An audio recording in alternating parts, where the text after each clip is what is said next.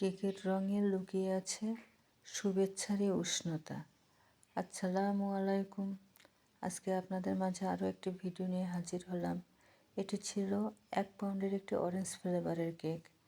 আর প্রথমে আমি কেকটাকে ক্রাম কোট করে রেখেছিলাম, তারপরে এটাকে আমি ডেকোরেশন করি। আর ক্রাম কোট করে রাখলে কেকের ফিনিশিংটা আসলে অনেক সুন্দর আসে। আমি কেকে দুটো শেড ইউজ করেছি, একটা হলো পার্পেল আর একটা হলো পিঙ্ক। আর পার্পেল আর পিঙ্ক আমার কাছে অসম্ভব ভালো লাগে, এই দুটার কালার কম্বিনেশন। তাই আমি পার্পেল এবং পিঙ্ক দিয়ে শেড করে নিয়েছি।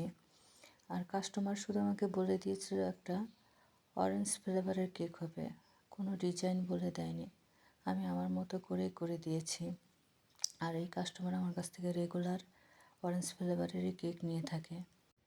কেকের উপরে আমি গোলাপ তৈরি করে নিই নজল দিয়ে, তারপরে বেগুনি কালারের বর্ডার দিয়ে দিই। আমার কাছে এই বর্ডারটা অসম্ভব ভালো লাগে। আর এই বর্ডারটা মনে হয় যে একটা কেকের সৌন্দর্যকে অনেক গুণ বাড়িয়ে দেয়। বর্ডার দেওয়া হয়ে গেলে আমি গোলাপগুলোর উপর কিছু সুগার বল দিয়ে সাজিয়ে নেই এবং বর্ডারেও কিছু সুগার বল অ্যাড করে দিই। প্রায় সময় আমার একটা ভুল হয়, যেটা নাম লেখার ভিডিও করতে আমি ভুলে যাই। অনেক সময় দেখা যায় কিছুটা নাম লিখেছি, তারপরে মনে হয়েছে ভিডিও করে নিই।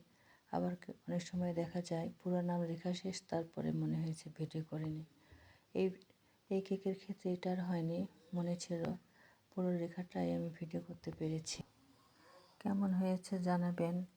ভালো লাগলে লাইক কমেন্টস করবেন এবং ফলো দিয়ে পাশে থাকবেন। আল্লাহ হাফেজ।